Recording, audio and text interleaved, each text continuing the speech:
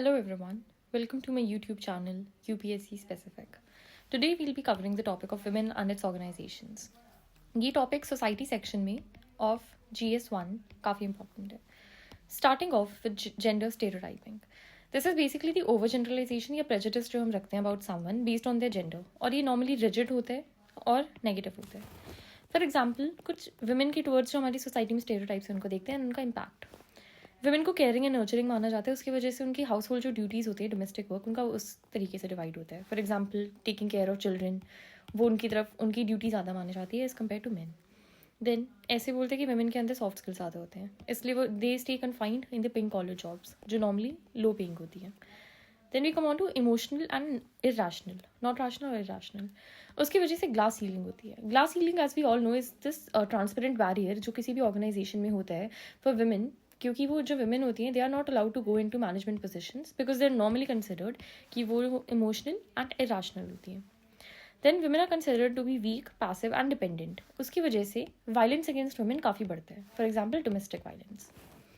Then coming on to patriarchy, what it basically is that it's a system of relationships, values and beliefs embedded in the social structure of a society which enhances basically gender inequality between men and women in favor of men. अब ये किस तरीके से reflect होती है हमारी society में, इन कौन से स्ट्रक्चर्स में. फर्स्ट ऑफ ऑल फैमिली, इसमें E2P2S2, this you can use काफ़ी अच्छे से है. ये economically exploited, politically passive and socially suppressed. Economically exploited मतलब उनकी फाइनेंशियल डिसीजंस में इंडिपेंडेंस ज़्यादा होती नहीं है. पॉलिटिकली पैसिव, उनकी पॉलिटिकल व्यूज़ को ज़्यादा अहमियत नहीं दी जाती है. एंड सोशली सप्रेस्ड मतलब उनको इन जनरल सोसाइटी में या फिर फैमिली वाले उसमें हाउस होल्ड में ज़्यादा उनको रिस्पेक्ट नहीं दिया जाता है. Then coming on to knowledge system, for example schools और एजुकेशनल इंस्टीट्यूशंस. इसमें क्या होता है, लैक ऑफ इंफ्रास्ट्रक्चर या फिर मतलब जैसे टॉयलेट्स वगैरह की वजह से जो गर्ल्स का जो ड्रॉप आउट रेट होता है that is much higher than men. Then again media जो होती है वो प्रमोट करती है objectification of women with songs. इसके अंदर आप एग्जाम्पल भी दे सकते हो किसी ना किसी सॉन्ग का, दैट हेल्प्स मीन्स के आंसर्स में. Then symbolism, for example ads के अंदर दिखाना वुमेन को कुक करते हुए. दिस बेसिकली पोर्ट्रीज कि ये जो कुकिंग का काम होता है वो वुमेन का ही होता है. सो ये बेसिकली उनके खिलाफ एक स्टेरियोटाइप बना देते हैं. देन सिनेमा जैसे रिफ्लेक्ट करता है कि पेट्रियार्की को, कि जैसे वुमेन जो होती हैं दे आर सप्रेस्ड और उनको किसी मैन की हेल्प चाहिए होती है to come to their rescue. Then coming on to religion, ये basically religion is a patriarchy basically draws legitimacy from religion. For example सती का सिस्टम हो गया या पर्दा सिस्टम या चाइल्ड मैरिज एक्सेट्रा, वो religion से legitimacy अपनी derive करते हैं. कास्ट था but it is not important.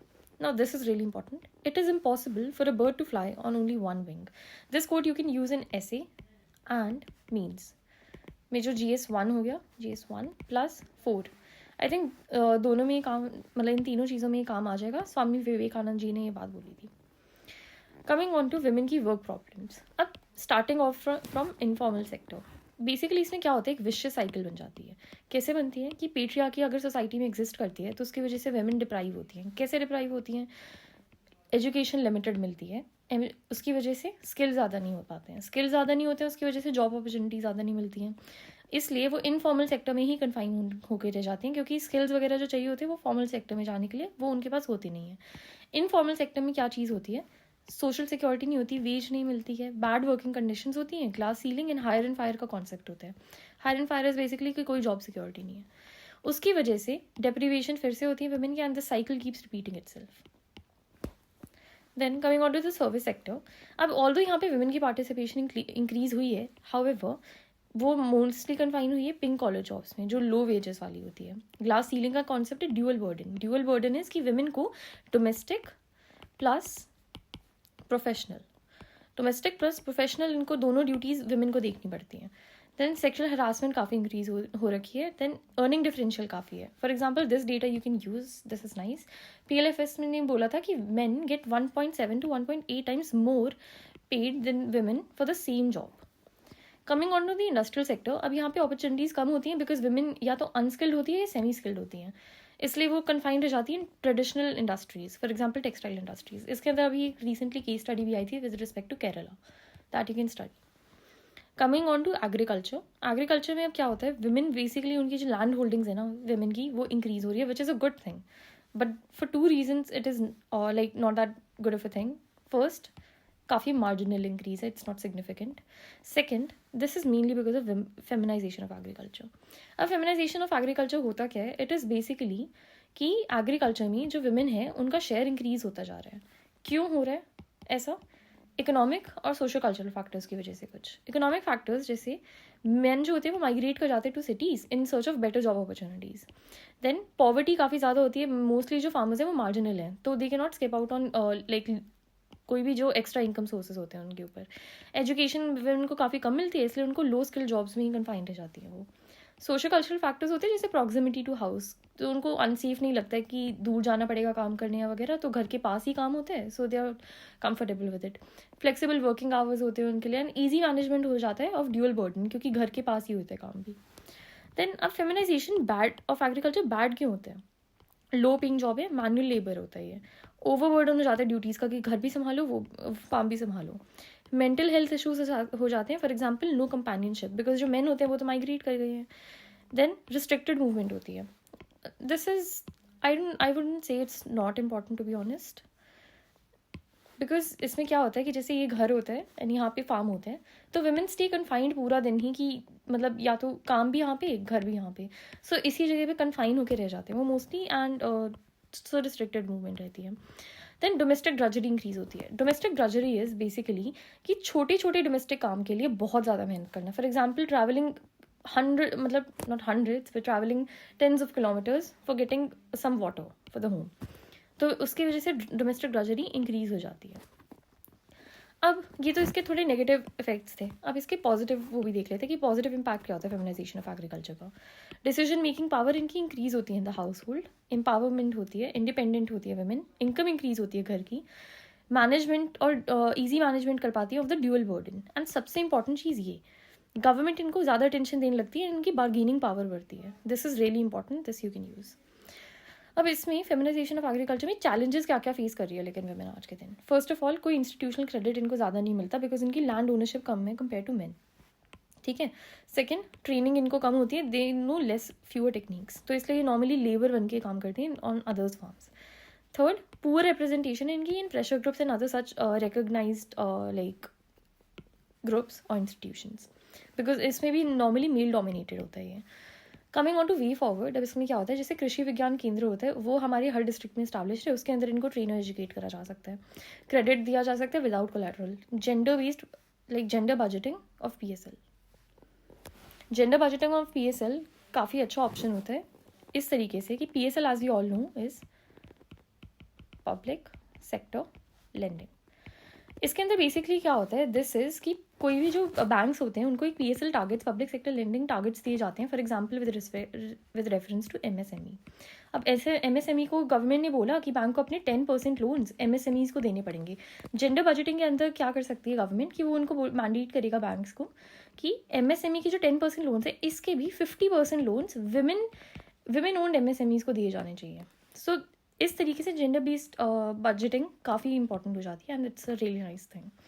ये आप उसमें भी यूज़ कर सकते हैं इन योर GS3 इकोनॉमी में. Then promoting SHGs, cooperatives and FPOs, थोड़ा जेनेरिक है बट. अब करंटली क्या इनिशिएटिव्स लिए गए हैं, जैसे एनमूव, जिसके अंदर जो वुमेन होती हैं they are to be involve in C districts by the states. And then there is the national mission for sustainable agriculture, उसके अंदर बोला गया कि मिनिमम 30% जो शेयर होना चाहिए वो वुमेन को देना जाना चाहिए of the allocation. Coming on to PLFS, periodic labour force survey, ये वाला काम का डेटा नहीं है. This is fine, this is fine. अब I won't really explain it, बस हमें ही पता ही है कि मेन की ज़्यादा पार्टिसिपेशन होती है कंपेयर टू वुमेन. अब ऐसा क्यों होता है पहले ये देख लेते हैं. वही dual burden, work home dilemma रहता है वुमेन को. Second of all, it's not always something negative ही. कई बार क्या होता है कि वुमेन की जो अर्बन एरियाज में जो फैमिली में इनकम इंक्रीज होती है ना, तो women just prefer not to work कई बार. उसके बाद there's डिजिटल डिवाइड, कि इंडिया में only 35% of women know how to use the internet. इसकी वजह से इनकी जॉब अपॉर्चुनिटीज़ काफ़ी रिस्ट्रिक्ट होती है. वेज डिस्पैरिटी, उसकी वजह से डिस्करेजमेंट होती है इनको काम करने में. जेंडर बेस्ड डिस्क्रिमिनेशन होती है वर्क प्लेस पे, for example sexual harassment. Then increase होती है in enrolment in higher education. This again is a positive cause, कि जैसे ये वाला था उसी तरीके से कि हायर एजुकेशन में वुमेन ज़्यादा जाने लगी, जैसे PhDs में ज़्यादा पार्टिसिपेट करती है तो लेबर फोर्स में जल्दी नहीं एंटर करती हैं वो. Then early marriage, then low skills, उसकी वजह से लॉस ऑफ अपॉर्चुनिटी होता है. अब कॉजेज़ तो हैं और इम्पैक्ट क्या है. अब PLFS मतलब लेबर फोर्स में उनका कम पार्टिसिपेशन से क्या इम्पैक्ट पड़ता है. फैमिली की इनकम डिक्रीज होती है, इंडिविजुअल लेवल पे उनकी डिसीजन मेकिंग पावर कम होती है और इंडिपेंडेंस कम होती है. Financially they get dependent upon the husband. Globally हमारा HDI इंडेक्स में रैंक कम जाता है एंड स्टेटस भी हमारा डिक्रीज होता है. एंड नेशनल लेवल पे हमारा डेमोग्राफिक डिविडेंड का हम फुल पोटेंशियल रियलाइज नहीं कर पाते हैं. उसके बाद वे फॉरवर्ड क्या है. फर्स्ट ऑफ ऑल, किसी भी साउंड पॉलिसी को बनाने के लिए क्या हमें रिक्वायरमेंट होती है. This you can use in a lot of your answers apart like even outside of this. For example, कोई भी पॉलिसी बनाने के लिए the major requirement is data. तो effective data collection is a really is an important prerequisite किसी भी अच्छी policy के लिए. इसके अलावा गवर्नमेंट और क्या कर सकती है. इनकरेज कर सकते हैं women in stem, entrepreneurship encourage कर सकते हैं, जेंडर बेस्ड बजटिंग की उससे जेंडर बजटिंग की, जैसे हमने देखा था PSL में, जैसे मैंने MSME का यहाँ पे एग्जांपल दिया था ये. उसके अलावा रीशेप कर सकते हैं सोसाइटल वैल्यूज़ को इस तरीके से ताकि जो एग्जिस्टिंग स्टेरियोटाइप्स हैं उनके अगेंस्ट डिसेंसिटाइज कर दिया जाए. उसके अलावा reshape societal values basically existing stereotypes के अगेंस्ट सेंसिटाइज कर सकते हैं. देन जेंडर सेंसिटिव पॉलिसीज ला सकते हैं organisations. For example, maternity benefit amendment act of 2017. इसके बारे में आगे बात करेंगे थोड़ी सी. देन वी हैव कि गवर्नमेंट ये भी कर सकती है कि वो इंसेंटिवाइज कर सकती है प्रोस्पेक्टिव एम्प्लॉयर्स को टू गिव देम बेटर पे एंड स्किल डेवलपमेंट उनकी की वो कर दें. और कंपल्सरी जेंडर पे ऑडिट्स कर सकते हैं कि कोई जो एम्प्लॉयर होएगा अगर वो इनके नॉर्म से, जैसे कोड ऑन वेजेस वगैरह हो गया, उससे अगर वो कंप्लायंस नहीं कर रहे हैं तो they can be punished. Then importance क्या होती है वुमेन की वर्कफोर्स में पार्टिसिपेशन की. फर्स्ट ऑफ ऑल, SDG 1 जो पॉवर्टी से रिलेटेड है, SDG 5 जो जेंडर इक्वालिटी से रिलेटेड है, उसके फुलफिलमेंट में हेल्प करेगा. बेनिफिट्स रीप कर सकते हैं हम पूरे तरीके से अपने डेमोग्राफिक डिविडेंड का. देन NFHS ये कहता है कि जहाँ पे जिन घरों में वुमेन एम्प्लॉयड होती है उनमें उनकी डिसीजन मेकिंग पावर इंक्रीज होती है. देन फाइनेंशियल डिपेंडेंसी इनकी डिक्रीज होती है.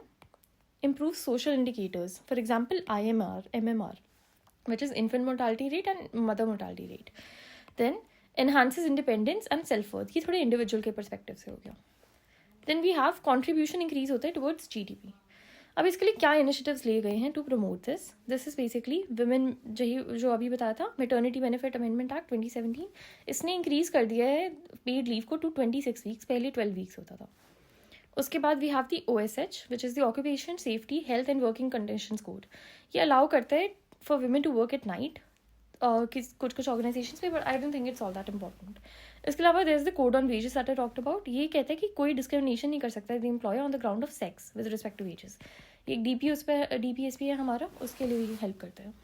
Then we have the mission Shakti जो एक अम्ब्रेला स्कीम है वुमेन के लिए. Then we have the G20 empower जो एक अलायंस होता है to increase women's economic representation. उसके बाद POSH, this is important. POSH जो होता है 2013 का एक्ट है, वो वुमेन की सेफ्टी को इंक्रीज करता है in the workplace. This is basically against sexual harassment.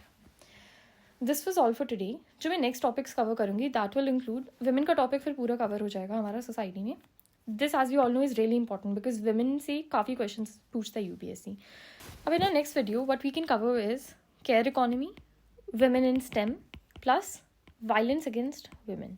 अब वायलेंस अगेंस्ट वुमेन के अंदर कुछ सब टॉपिक्स होंगे. For example dowry, domestic violence and sexual harassment वगैरह. सो उसके बाद हमारा ये जो टॉपिक है वुमेन इन ऑर्गेनाइजेशंस वो कवर हो जाएगा होलिस्टिकली थोड़ा सा. इसके अलावा आपको इस टॉपिक के लिए और कुछ करने की जरूरत नहीं पड़ेगी. जो नोट्स होंगे that you can get from my Telegram channel and उसका लिंक आपको डिस्क्रिप्शन में मिल जाएगा. Hope you like this video. Thank you so much.